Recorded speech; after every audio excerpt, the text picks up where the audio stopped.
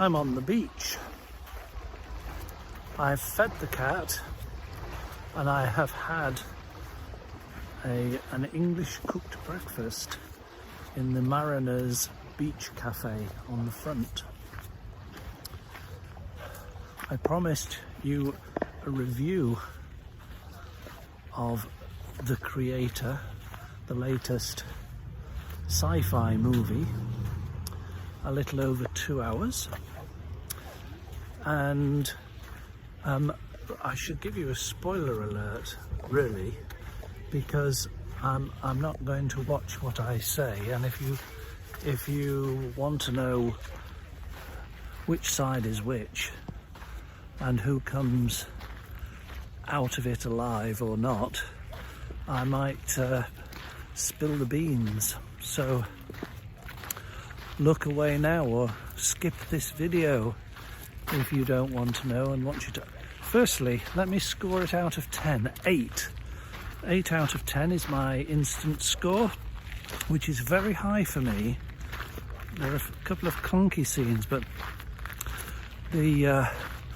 both the story, the script, the acting, the cinematography, the special effects, and the premise are excellent, and I think it is very timely because of the intense coverage of the potential impact of AI, that is artificial intelligence, not only on jobs but for the very future of the human race. And it's that premise that this film set in about 40 years from now, so in about 2065 I think it's set in, is when there is an advanced artificial intelligence robots, which there are two types. There are simulants, which are basically copies of humans but in robotic form, but also shall we say individual. So they're more like the slaves is probably the way to put the simulants, and but then there's the AI, the evolutionary AI. Now this is the surprise. There are good guys and bad guys, and a bit like Avatar, if you know Cameron's movie Avatar and the Waterworld version of it. The bad guys turn out to be the American military and the whole American cultural imperialistic mindset, which says that American is good, anything else is bad. Well, that is echoed in The Creator also. And the starting point is that the American military announced they're waging a war on the AI people, largely based in Asia, in reprisals for the destruction of Los Angeles and Hollywood by a nuclear explosion killing 1 million people. The symbolism of that was lost on me last night, but has dawned on me this morning. In other words, the apogee, there's a nice word, the apogee of what makes America great again, which is Fantasyland of Hollywood, has been destroyed. And so the American military are on a mission to seek revenge. That's the premise. So what about the bad nasty AIs who are seen as the enemy and a threat to the human species. So there's an American Death Star spaceship called Nomada or something like this, and they are one by one destroying the AI settlements in Asia. So what's the point of jeopardy? Of course, every good story, every good film needs a point of jeopardy. Well, the advanced AI civilization is led by a woman who is the daughter of the inventor, or the most advanced AI programmer, deceased, and she's pregnant with the baby of an American sergeant who has sort of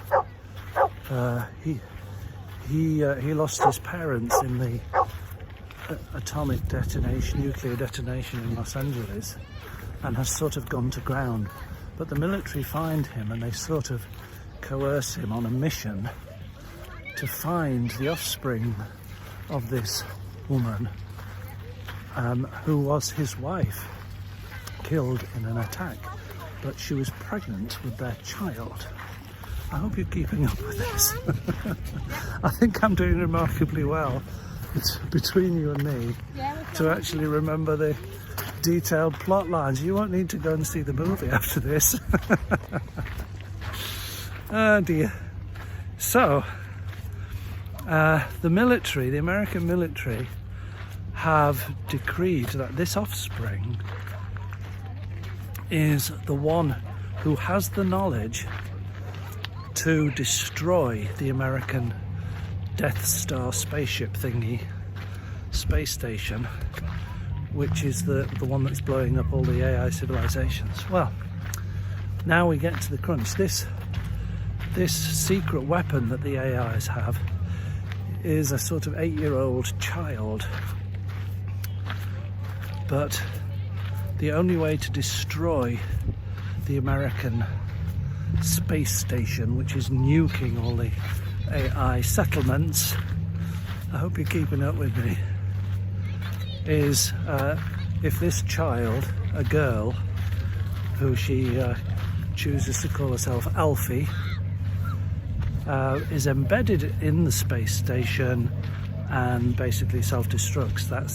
And so her father, the sergeant, he's overtly on a mission to destroy the AI civilizations, but secretly it turns out he's the father of this copy. If I've understood it correctly, this secret weapon, Alfie, is actually a sort of silicon copy, or an informational copy, or even consciousness, intelligent copy of the fetus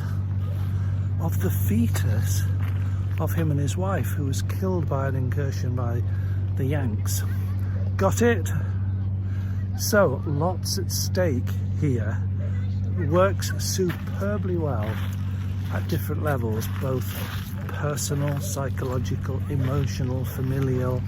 There's love interest, and it's good guys versus bad guys.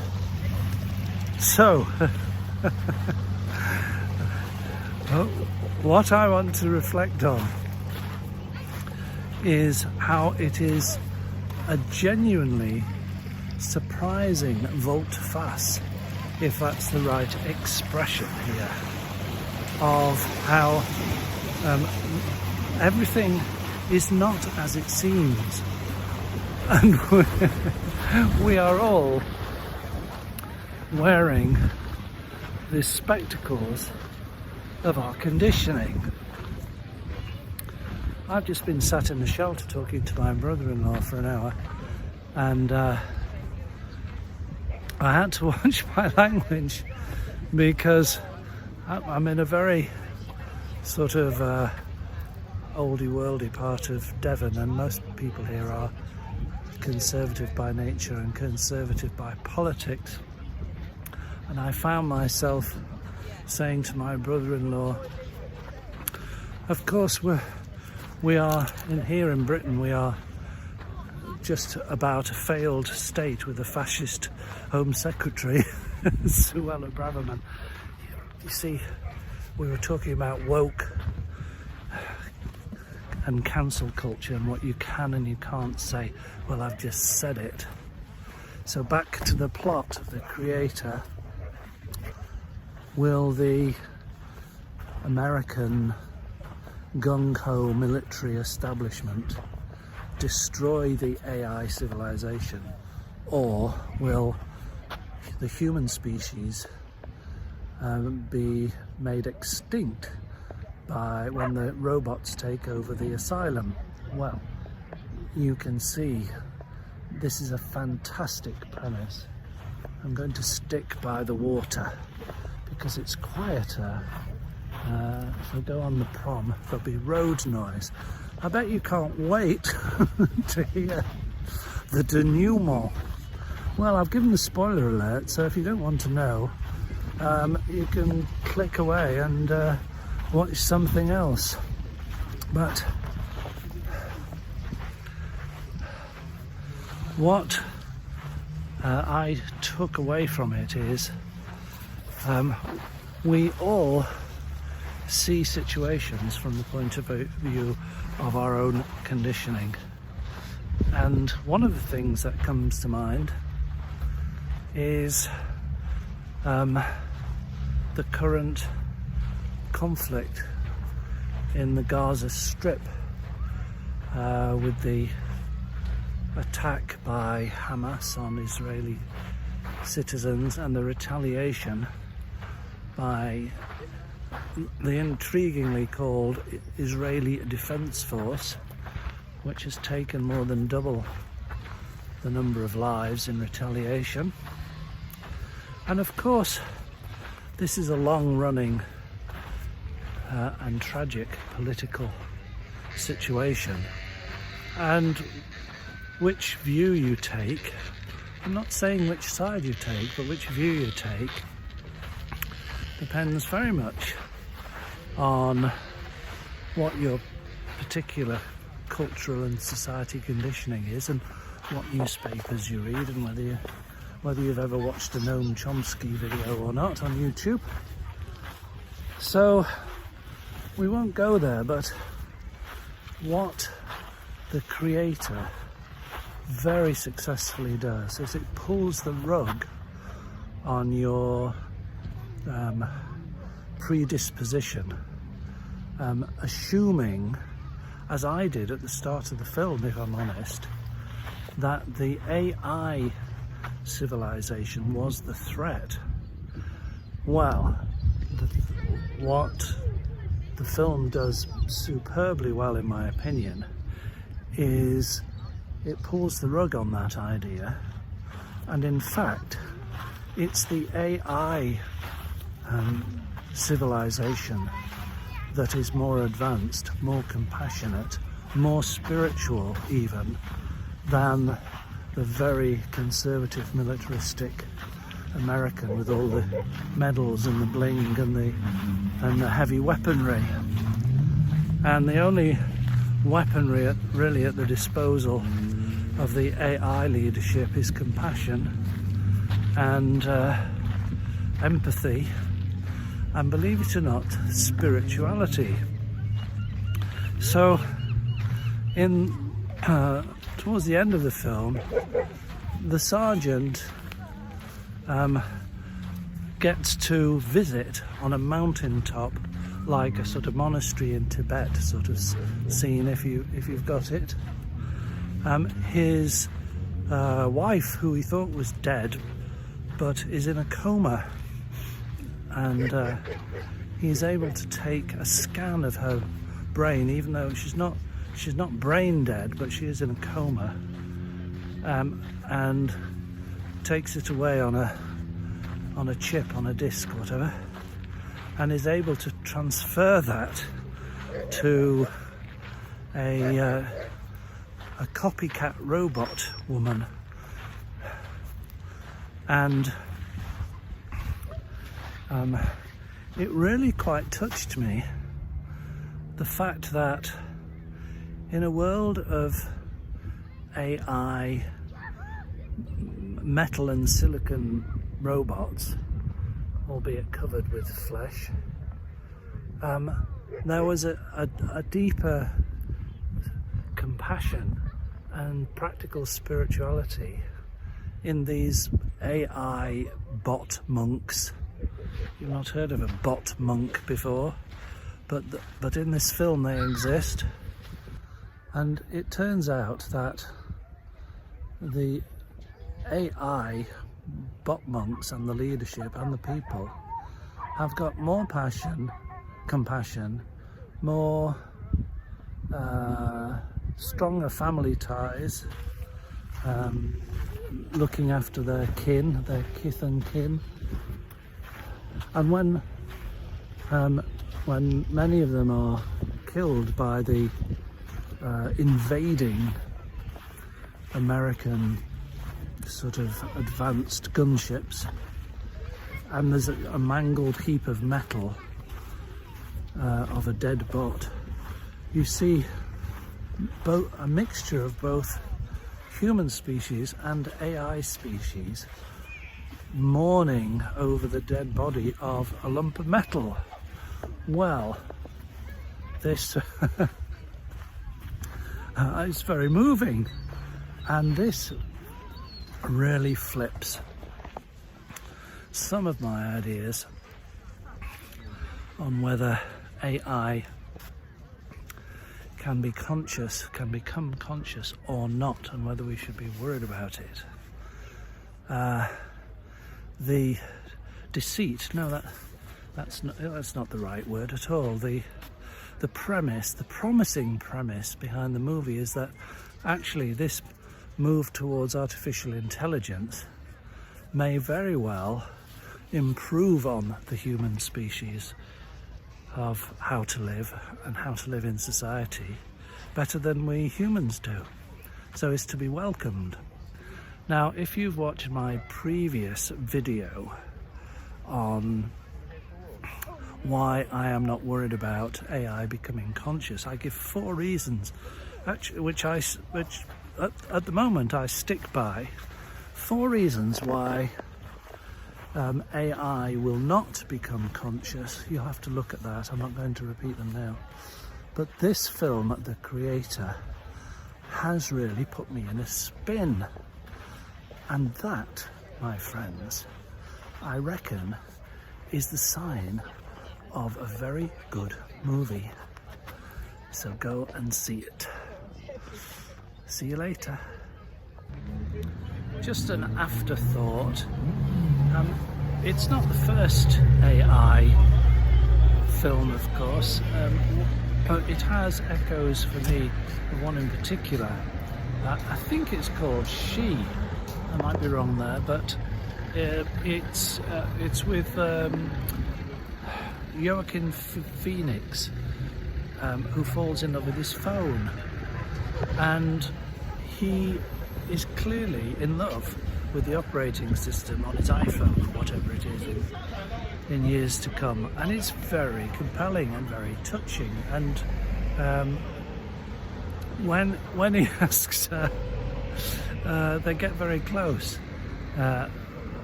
verbally anyway, so that he gets the feeling that he's completely understood by this she, the operating system on his phone.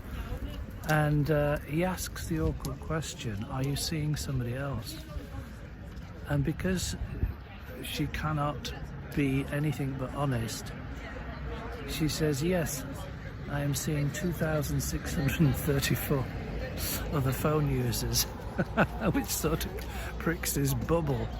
Well, in the creator, the saviour, the Neo, if you like, is this young girl who is not a replicant, she's a one-off, super advanced, albeit 8-year-old, and she has the power and the knowledge and the intelligence to shut down the American Death Star, if you like, which is why both sides want her. Well, it turns out that she is a copy, a silicon or an informational copy of the fetus of the American sergeant who's trying to kidnap her for the American side, but he turns it around, and of course he loves her like his own daughter, and it's very powerful. And so and when when the old monk in his orange robes gets terminated by the gung-ho American forces, no caricature there, your heart sinks. You feel, oh, it's the good guy that's been killed, even though he's a bot in effect. And so this is the surprising coda I need to add. You will be familiar on this channel and the other spiritual channels that you watch regularly, like Muji or Rupert Spira, for example, and the mantra is, or it's often said, you are not the body and you are not the mind, which begs the question, who's asking? If you are not the body and not the mind, then does it really matter what physical form your identity, your consciousness, your true self is? What if you are in an articulated lump of metal with plastic surgery? If you behave like and have the compassion of a human person, a consciousness, then isn't that sufficient to treat them as having consciousness or I amness? Makes you think, makes me think.